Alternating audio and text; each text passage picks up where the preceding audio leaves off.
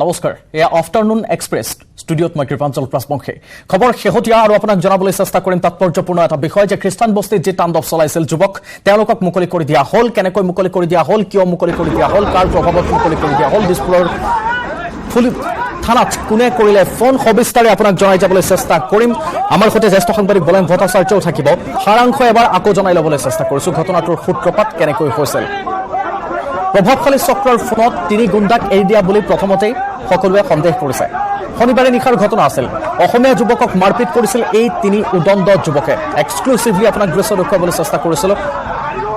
অসমীয়া কোৱাৰ বাবে তেওঁলোকক প্ৰহাৰ কৰা হৈছিল এইখন অসমতে অসমীয়া কোৱাৰ বাবে অসমীয়াকে প্ৰহাৰ কৰাৰ ঘটনা সংঘটিত হৈছিল দিছপুৰ আৰক্ষীয়ে পৰিচয় গোপনে ৰাখিছে সেইকেইজনৰ আটক নাই কৰা বুলি উল্টা খৰহে দিছে দিছপুৰ আৰক্ষীয়ে তদন্তৰ সলনি মাৰপিট কৰা তিনি গুণ্ডাক এৰি দিছে ৰেষ্টুৰাৰ কৰ্মচাৰীক মাৰপিট কৰাৰ তদন্ত নহল দিছপুৰ আৰক্ষীয়ে ধনৰ বিনিময়ত মুকলি কৰি দিয়াৰ সন্দেহ প্ৰকাশ কৰা হৈছে আৰু উল্লেখ কৰি থম অসমীয়াই অসমীয়াত কথা কোৱাৰ ফলতে নিশা মহানগৰীৰ খ্ৰীষ্টান বস্তিত মাৰপিটৰ ঘটনা খ্ৰীষ্টান বস্তিত থকা বাৰ্বি হোটেল এণ্ড ফাষ্ট ফুডত অসমীয়াত কথা কোৱাক লৈ প্ৰথমে তৰ্কাতৰ্কি আৰু তাৰ পাছত হিন্দী ভাষী 5জন যুৱকক উত্তম মধ্যম দিয়ে ৰাইজে মহিন্দ্ৰা থাৰ বাহনেৰে সুৰামত্ত অৱস্থাত নিশাৰ আহাৰ গ্ৰহণ কৰাৰ উদ্দেশ্যেৰে বাৰ্বি হোটেল এণ্ড ফাষ্ট ফুডলৈ আহিছিল সুৰামত্ত 5 যুৱক হোটেলৰ কৰ্মচাৰীয়ে অসমীয়াত কথা পতাৰ বাবে মাৰধন কৰিছিল সুৰামত্ত যুৱকে এই কাণ্ড দেখি উপস্থিত থকা বহু সংখ্যক লোকে যুৱককেইজনক বাধা প্ৰদান কৰাত যুৱককেইজনে উৰুতাই উপস্থিত ৰাইজক দাবী ধমকি দিয়াত উত্তেজিত ৰাইজে মহিন্দ্ৰা থাৰ বাহনখন ভাঙি চুচুৰময় কৰে পিছত ঘটনাস্থলীত ভঙাগড় আৰক্ষী উপস্থিত হৈ 3জন যুৱকক আটক কৰে যদিও দুজনে পলায়ন কৰে আৰু এয়া হৈছে ঘটনাটোৰ সাৰাংশ যি ঘটনাটো কালি নিশা সংঘটিত হৈছিল ৰাইজে উত্তম মধ্যম সুধাৰিছে হয় কিন্তু যি তিনিগৰাকীক ইতিমধ্যে আটক কৰা হৈছিল সেই তিনিগৰাকীক নিশাটোৰ ভিতৰতে এৰি দিয়া হ'ল কাৰ ফোন কলৰ বাবে এৰি দিয়া হ'ল কোনে কৰিলে এই কথা কিহৰ বাবে এৰি দিয়া হ'ল তেওঁলোকৰ পৰিচয় কি আদি ইত্যাদি সকলো ৰহস্যৰ আৱতত আমি প্ৰতিটো খবৰ আপোনাক জনাই থাকিবলৈ চেষ্টা কৰিম পৰৱৰ্তী সময়ত বিষয়টো সংক্ৰান্তত কিন্তু অসমত অসমীয়া কোৱাৰ বাবেই ধমক খাব লগা হৈছে অতি এক পৰিতাপৰ বিষয় সংঘটিত হ'ল গুৱাহাটী মহানগৰীত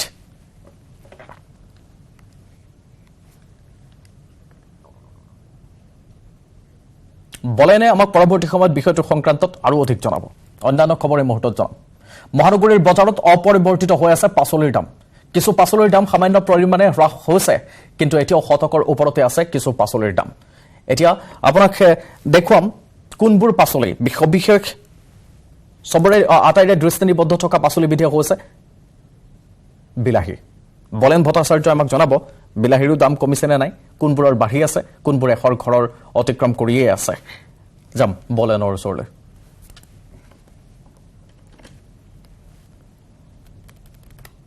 বজাৰত প্ৰতিবিধ খাদ্য সামগ্ৰীৰ অত্যাধিক মূল্য আৰু অত্যাধিক মূল্যই এতিয়া সৰ্বসাধাৰণ জনতাক এতিয়া মূৰত মাধমাৰ সোধাইছে আৰু এইদৰে আচলতে এতিয়া গুৱাহাটী মহানগৰীৰ বজাৰসমূহত দেখিবলৈ পোৱা গৈছে আচলতে গ্ৰাহকৰ তেনে হেৰেঙা উপস্থিতি কিয়নো বজাৰ কৰিবলৈ আহিবলৈ মানুহ এতিয়া ভয় কৰে কাৰণ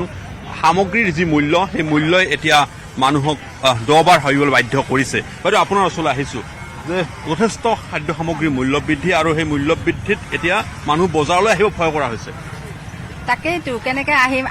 আহো দৰকাৰী বস্তুবিলাকতো লাগে খাবও লাগে আমি ফল মূলো লাগে চব্জিও লাগে কিন্তু কিনিবই নোৱাৰো চবতে 50 টকা 80 টকা 100 টকা এনেকে কয় দামবোৰ মানে যিখন পৰিয়ালত যি ধৰণৰ আচলতে খাদ্য সামগ্ৰীৰ প্ৰয়োজন আছিলে সেই প্ৰয়োজনৰ তুলনাত তেখেতসকলে কমকৈ সামগ্ৰী ক্ৰয় কৰিবলগীয়া হৈছে কাৰণ সামগ্ৰীৰ এই ধৰণৰ মূল্য বৃদ্ধি বিশেষকৈ এতিয়া জনতাক বিপঙত পেলাইছে জনতাক দহবাৰ ভাবিবলৈ বাধ্য কৰাইছে আচলতে কোনবিধ সামগ্ৰী জনতাই ক্ৰয় কৰিব কি ল'লে মই পিঁয়াজ ল'লো নহৰু ল'লো দামটো বাঢ়ি আছে চব বস্তুৰ দাম ইমান মূল্য বৃদ্ধি হৈছে মূল্য বৃদ্ধিত আমাৰ সৰ্বসাধাৰণ মানুহ চলাটো টান হৈছে আজিকালি আৰু বিশেষকৈ আলু পিঁয়াজৰ যদি মূল্য চাই অনিয়ন্ত্ৰিত হাৰত বাঢ়িছে হঠাৎ দাম 5 টকা পৰ্যন্ত বাঢ়ি যায় হয় হয় হয় কিহৰ কাৰণে বাঢ়ে সেইটো ক'ব নোৱাৰোঁ ধৰিব নোৱাৰোঁ আলু কিমানকৈ ল'লে আলু মই লোৱা নাই মই পিঁয়াজ লৈছোঁ পিঁয়াজ 40কৈ লৈছে আৰু নহৰু 50কৈ লৈছে পোৱা কেনেকৈ চলিব পাৰিব চিন্তা কৰক এই মুহূৰ্তত যদি পিঁয়াজৰ 40 টকা হয় তেতিয়াহ'লে আৰু হয়তো দাম বৃদ্ধি নিশ্চয় বাঢ়িব 70-80 টকালৈকে যাবই এটা সময়লৈকে তেতিয়া সৰ্বসাধাৰণ মানুহ চলাটো টান হৈ যায় তেনেকুৱা ধৰণৰ সেইটোৱে নিশ্চয় সৰ্বসাধাৰণ লোক চলিব যথেষ্টখিনি অসুবিধা হৈছে সন্মুখীন হৈছে আপোনাৰ ওচৰলৈ আহিছোঁ যে আচলতে মানুহে এতিয়া মোনালৈ বজাৰত আহিব ভয় কৰা হৈছে মোনালৈ বজাৰখন কৰিব লগা হ'লে 1000 টকা এটা লগত থাকিব লাগিব 1000 টকাটো কমপ্লিটলি বস্তু আনি লৈ নিব নোৱাৰি হয়নে নহয় গতিকে অকণমান বজাৰ কৰাৰ কাৰণে যাব পইচাৰ কথা আছে ভাই এইখিনি যদি চব্জি কিনি হয় চাউলৰ দাম বাঢ়িছে গেছৰ দাম বাঢ়িছে ইলেক্ট্ৰিকৰ চাৰ্জ বাঢ়িছে কেনেকৈ চলিব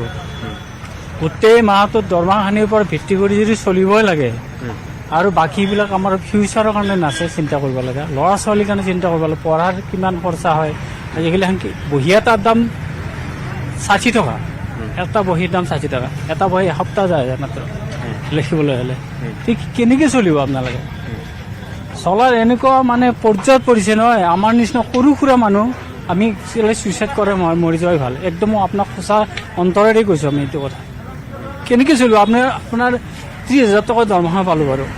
30,000 টকা দৰমহা পাই যদি সপ্তাহত আপোনাৰ 1000 টকা লৈ 4 সপ্তাহত কিমান গ'ল 4,000 চাউলত গ'ল গেছত গ'ল পঢ়া শুনাত গ'ল আৰুতো আপোনাক ট্ৰেন্সপৰ্টত নাযায় ট্ৰেন্সপৰ্ট অহা যোৱা কৰিব লাগে তাতো যাব পইচা খৰচা তো এনেকুৱা পৰ্যায়ৰ কাৰণে আজি আমাৰ সৰু শ্ৰেণীৰ মানুহখিনিৰ কাৰণে এনেকুৱা চলিব নোৱাৰা মানে পানীৰ নচৰা অৱস্থা হৈছে চৰকাৰী কৰক মানুহে কয় যে চৰকাৰৰ প্ৰতি মাহে বা 6 মাহৰ মূৰে দৰমহা বাঢ়িছে চৰকাৰী কৰ্মচাৰীৰ দৰমহা বঢ়া গতিকে বজাৰত দাম বঢ়া বুলি কৈছে সেইটো কথা নহয় চৰকাৰী যিটো নিয়ম অনুযায়ী যিখিনি ইনক্ৰিমেণ্ট লাগে যিখিনি আমাক দিয়ে চৰকাৰে সেইখিনি বস্তু আমাৰ এইটো দাম বাঢ়িলে বুলি নহয় ন প্ৰত্যেক বছৰে পাই আছোঁ আমি এইটো পইচা কিন্তু সেই অনুপাতে আপোনাৰ টেক্স কিমান লগাইছে আমিতো টেক্সো দিব লাগে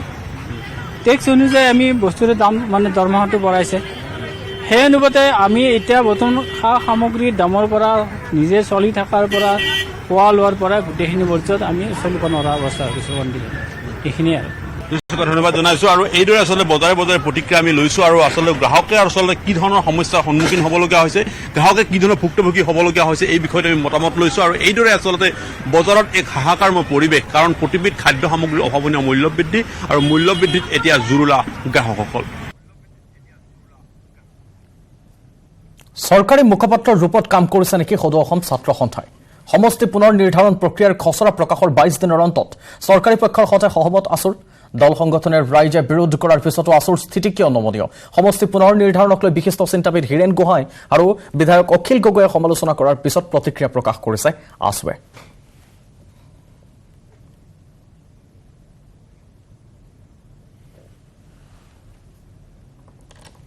উদ্দেশ্য প্ৰণোদিতভাৱে একাংশই বিভ্ৰান্তিৰ সৃষ্টি কৰিছে আমি ৰাইজ আৰু সমষ্টিৰ লোকৰ সৈতে আলোচনা কৰি স্থিতি প্ৰকাশ কৰিছো আমাৰ স্থিতিৰ সৈতে কাৰোবাৰ ব্যক্তিগত আৰু ৰাজনৈতিক উদ্দেশ্য সিদ্ধিৰ সম্পৰ্ক নাই যিসকলৰ ৰাজনৈতিক উদ্দেশ্য সিদ্ধি হোৱা নাই তেওঁলোকে গালি পাৰিছে আমি খিলঞ্জীয়া আৰু অসমীয়াৰ হৈ স্থিতি প্ৰকাশ কৰি আহিছো প্ৰতিক্ৰিয়া প্ৰকাশ কৰিছে এই ধৰণে আছুৰ সাধাৰণ সম্পাদক শংকৰজ্যোতি বৰুৱাই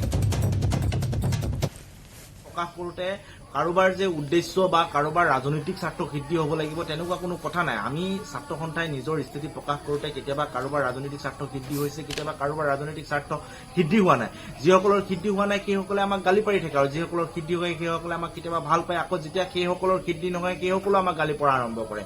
এই সময়ত যে বিভ্ৰান্তিকৰ কথা প্ৰচাৰ কৰি আছে আমি খচৰাখন সমৰ্থন জনাইছো আদৰণি জনাইছো বুলি এইটোতো এটা বিভ্ৰান্তি আমি কেতিয়াও খচৰাখন আদৰণি জনোৱা বা খচৰাখন আমি মানি লৈছো বুলি কোৱা নাই আমি কৈছো যে খচৰাখনত থকা কেতবোৰ দিশ ইতিবাচক আৰু কেতবোৰ সংশোধনীৰ প্ৰয়োজন আছে সংশোধনীৰ প্ৰয়োজন আছে যেনেকৈ ডিব্ৰুগড়ত লাহোৱাল সমষ্টি কৰ্তন কৰা হৈছে তাক ঘূৰাই দিব লাগিব বুলি কৈছো আমগুৰিত সমষ্টি কৰ্তন হৈছে আমগুৰি সমষ্টি ঘূৰাই দিব লাগিব বুলি কৈছো চাবুৱা সমষ্টিৰ সীমা নিৰ্ধাৰণ কৰোঁতে মটক জনগোষ্ঠীৰ স্বাৰ্থ ৰক্ষা হোৱা নাই আহোম জনগোষ্ঠীৰ স্বাৰ্থ ৰক্ষা হোৱা নাই বিভিন্ন জাতি জনগোষ্ঠীৰ যিবিলাক স্বাৰ্থ ৰাজনৈতিক স্বাৰ্থ ৰক্ষা কৰা হোৱা নাই বা ৰাজনৈতিক স্বাৰ্থ বিঘ্নিত হৈছে কি কথা বতৰাবিলাক আমি উল্লেখ কৰিছো চাবুৱাৰ কথা কৈছো দুলীয়াজানৰ কথা কৈছো টিংখাঙৰ কথা কৈছো শিৱসাগৰৰ কথা কৈছো যোৰহাটৰ কথা কৈছো চতিয়া টিহু বঙাইগাঁও হোজাই কোনটো সমষ্টিৰ কথা কোৱা নাই আমি প্ৰত্যেকটো সমষ্টি প্ৰত্যেকটো জাতি জনগোষ্ঠী তথ্য সহকাৰে আমি গোটেই কথা বতৰাবিলাক উল্লেখ কৰিছো আৰু নিৰ্বাচনী আয়োগক সেই কথা বতৰাবিলাক কৈছো তাৰপিছতো আচলতে এছামে উদ্দেশ্য প্ৰণোদিতভাৱে নিজৰ আদৰ্শৰ লগত আমাৰ কথা বতৰাবিলাক নিমিলাৰ কাৰণে এনেকুৱা ধৰণৰ কথা বতৰাবিলাকে ৰাইজৰ মাজত বিভ্ৰান্তি সৃষ্টি কৰিছে হাজাৰ সমালোচনা কৰিলেও ছাত্ৰ সন্থাই সেই স্থিতিৰ পৰা কেতিয়াও আঁতৰি নাহে এইটো স্পষ্ট কথা শেহতীয়াকৈ হীৰেণ গোহাঁই ছাৰকো এই কথাখিনি সমালোচনা কৰা আমি দেখিবলৈ পাইছো। হীৰেণ গোহাঁই ছাৰৰ সন্দৰ্ভত মন্তব্য দিব পৰাকৈ আমাৰ ধৃষ্টতা নাই। ছাৰ এগৰাকী পাণ্ডিত্য ব্যক্তি, তেখেতৰ পাণ্ডিত্যৰ ওপৰত আমি আচলতে তেখেতক প্ৰত্যুত্তৰ দিব পৰাকৈ আমি যোগ্য নহয়, এই কথাটো আমি সকলোৱে জানো। গতিকে এটা কথা কিন্তু স্পষ্ট, হীৰেণ গোহাঁই ছাৰে এক নিৰ্দিষ্ট আদৰ্শ, এটা নিৰ্দিষ্ট লক্ষ্য, এটা নিৰ্দিষ্ট তেখেতৰ পন্থাৰে সকলোখিনি কথা বতৰা আগবাঢ়ি যায়, সেই কথাটো অসমৰ সকলোৱে জানে। গতিকে হয়তো তেখেতৰ সেই আদৰ্শ, তেখেতৰ সেই পন্থাটোক সন্মান জনাই তেখেতে আমাৰ যি স্থিতি, সেই স্থিতিক তেখেতে সমালোচনা কৰিছে। কিন্তু ছাৰৰ যি আদৰ্শ, ছাৰৰ যি চিন্তা, ছাৰৰ যি পন্থা, ছাত্ৰ সন্থাৰ আদৰ্শ, ছাত্ৰ সন্থাৰ চিন্তা আৰু ছাত্ৰ সন্থাৰ পন্থা নিশ্চিতভাৱে কেতিয়াও মিল নহ'ব, সেই কথাটো আমি সকলোৱে জানো। সেইটো মিলাৰ প্ৰশ্ন নাহে। আৰু সেয়া শংকৰজ্যোতিৰ মন্তব্যৰ পাছত আমি অখিল গগৈৰ ওচৰলৈ যাব বিচাৰিম, যে পোনপটীয়া সম্প্ৰচাৰলৈ লৈ যাব বিচাৰিছোঁ। আপোনাক সংবাদমেল সম্বোধন কৰিছে, কি কৈছে তেখেতে সমষ্টি পুনৰ নিৰ্ধাৰণ সম্পৰ্কত আৰু অন্যান্য দিশত আমি আপোনাক জনাবলৈ চেষ্টা কৰিম। শিৱসাগৰবাসী ৰাইজক অতি স্পষ্টকৈ জনাব খুজিছোঁ যে মই মোৰ নিজৰ কাৰণে নহয়, আপোনালোকৰ কাৰণে, আপোনালোকৰ অঞ্চলটোৰ কাৰণে, আপোনালোকৰ জিলাখনৰ কাৰণে এই প্ৰশ্নবিলাক বাৰম্বাৰ চৰকাৰৰ ওচৰত উত্থাপন কৰিছিলোঁ, ইলেকশ্যন কমিশ্যন অৱ ইণ্ডিয়াৰ ওচৰত উত্থাপন কৰিছিলোঁ, অসমৰ সমাজ জীৱনক সম্পূৰ্ণৰূপে জনাইছিলোঁ। কিন্তু তাৰ পাছতো চৰকাৰে ইটোৰ পিছত সিটো চক্ৰান্ত কৰি আছে। এই মুহূৰ্তত মই আহোম সংগঠনবিলাককো জনাই দিব খোজোঁ, বিশেষকৈ আটাচুক জনাই দিব খোজোঁ, সদৌ টাই আহোম ছাত্ৰ সন্থা তেওঁলোক এতিয়ালৈকে মৌনব্ৰতত আছে। আপোনালোকে সকলোৱে জানে যে অসমত 15টামান সমষ্টি আহোমসকলৰ সংখ্যাগৰিষ্ঠতা আছিলে আৰু সেইটো 4টালৈ অৱনমিত কৰিব খোজা হৈছিলে। 4টালৈ অৱনমিত কৰিব খোজা হৈছিলে, এতিয়াতো 3টালৈ অৱনমিত হৈ যাব। এতিয়া কেৱল 3টালৈ অৱনমিত হৈ যাব। তাৰ পাছতো কিন্তু সদৌ টাই আহোম ছাত্ৰ সন্থাই এই বিষয়টোক জোৰদাৰভাৱে মাত মতা নাই, এতিয়ালৈকে এটাও শব্দ শুনা নাই। পিছত আমাক কৈ লাভ নহ'ব। আমি কিন্তু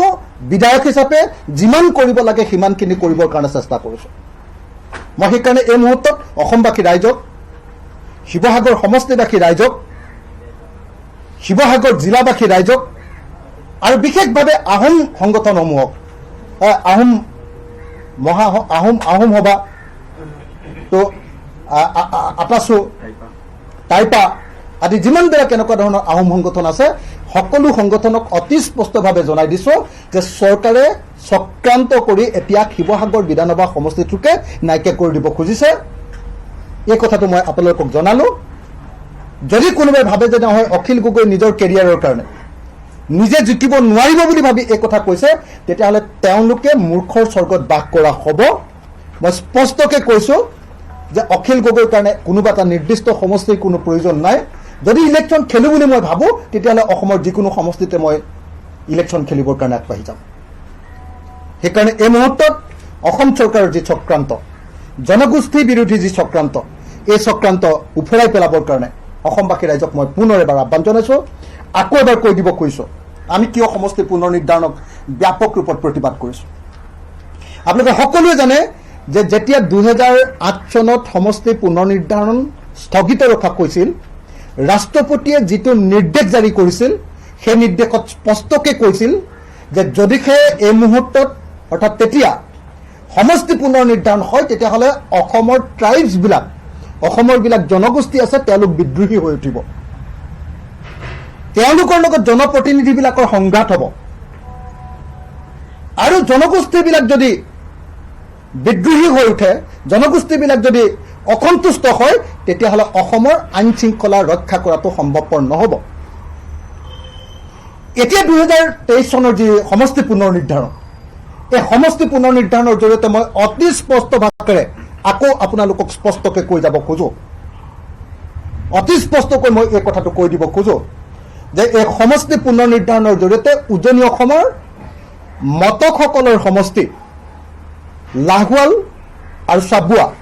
এই দুইটা সমষ্টি নাইকিয়া কৰি দিব খোজা হ'ল, নাইকিয়া কৰি দিয়া হ'ব। 1 নম্বৰ। 2 নম্বৰ, আহোমসকলৰ যি সমষ্টি, গোটেই অসমত 15টামান সমষ্টি আছিলে, তাৰ ঠাইত এতিয়া 3টামান সমষ্টিয়ে আহোমসকলৰ কাৰণে বাচি থাকিব। 15টাৰ ভিতৰত 12টা সমষ্টিয়ে হিমন্ত বিশ্ব শৰ্মা চৰকাৰখনে, এই বৰ্ণবাদী চৰকাৰখনে আহোমসকলৰ 12টামান সমষ্টি নাইকিয়া কৰি দিবৰ কাৰণে যত্নপৰ হৈছে। চাহ জনগোষ্ঠীৰ গোটেই অসমত সমষ্টি বহুতখিনি, প্ৰায় 20-22টামান সমষ্টিত তেওঁলোকে সংখ্যাগৰিষ্ঠ বা প্ৰভাৱাধীন তেওঁলোকৰ সমষ্টি আছিলে। এতিয়া চাহ জনগোষ্ঠীৰ সমষ্টি 4টাতকৈ বেছি নহ'ব। চাহ জনগোষ্ঠী আদিবাসীসকলৰ সমষ্টি। মই অতি স্পষ্ট ভাষাত কথাকেইটা আকৌ এবাৰ কৈ দিছোঁ, যাতে কি কাৰণে এই কথা কৈছোঁ অসমৰ মানুহে উপলব্ধি কৰিব পাৰে।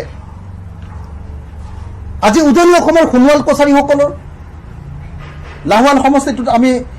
যদিও কৈ আছোঁ যে তাতে আপোনাৰ মটকসকল সংখ্যাগৰিষ্ঠ, তাত কিন্তু একে সময়তে আমি দেখিছিলোঁ যে সোণোৱাল কছাৰীসকলো তাতে যথেষ্ট সংখ্যক ভোট আছে। আজি অসমৰ ক'তো সোণোৱাল কছাৰীসকলৰ কাৰণে এটাও সমষ্টি নাই। উজনি অসমৰ আপোনাৰ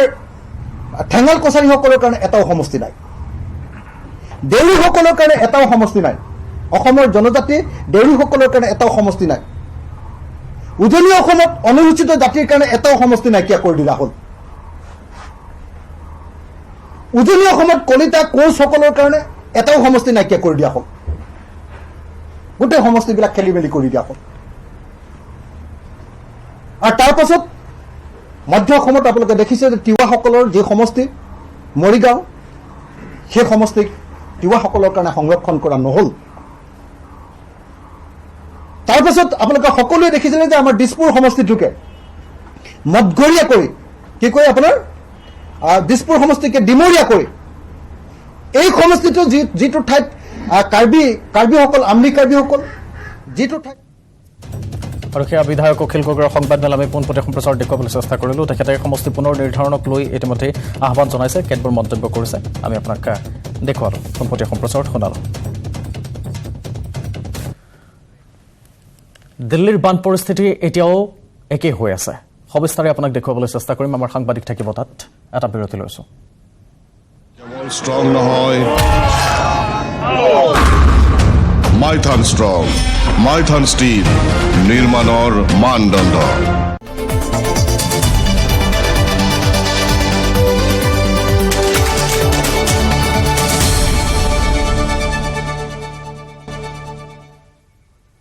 সামান্য উন্নত হৈছে দিল্লীৰ বান পৰিস্থিতি। যমুনা নদীৰ জলস্তৰ 206.02 মিটাৰলৈ হ্ৰাস পাইছে। অৱশ্যে ৰাজধানী দিল্লীৰ বহু ঠাই এতিয়াও জলমগ্ন, বিশেষকৈ কাশ্মীৰী গেটৰ পৰা মজনুকা টিলালৈ সমগ্ৰ পথ পানীৰ তলত। মধ্য দিল্লীত পানী যথেষ্ট হ্ৰাস পাইছে। যমুনা নৈৰ পানী কমাৰ বাবে চন্দ্ৰৱাল প্ৰকল্পৰ কাম পুনৰ আৰম্ভ কৰা হৈছে। মুখ্যমন্ত্ৰী অৰবিন্দ কেজৰিৱালে টুইট কৰি এই কথা জনাইছে। ৰাজঘাট, লালকিল্লাৰ ৰিং ৰোডৰ লগতে ITO অঞ্চল এতিয়াও জলমগ্ন হৈ আছে।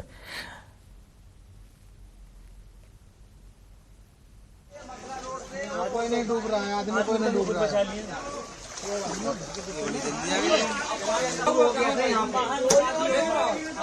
इसीलिए हम लोग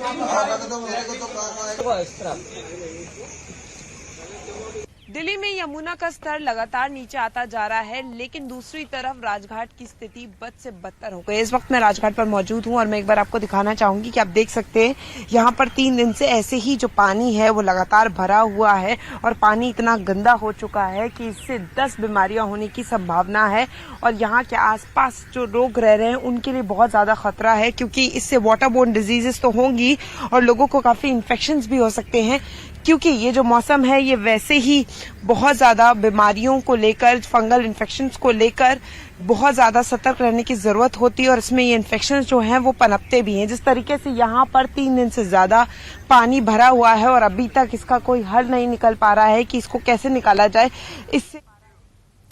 আৰু সেয়া আছিল ৰাজঘাটৰ পৰা ফাৰহা খান। ইয়াৰ সৈতে বিদায় লৈছোঁ আফটাৰনুন এক্সপ্ৰেছৰ পৰা। নমস্কাৰ।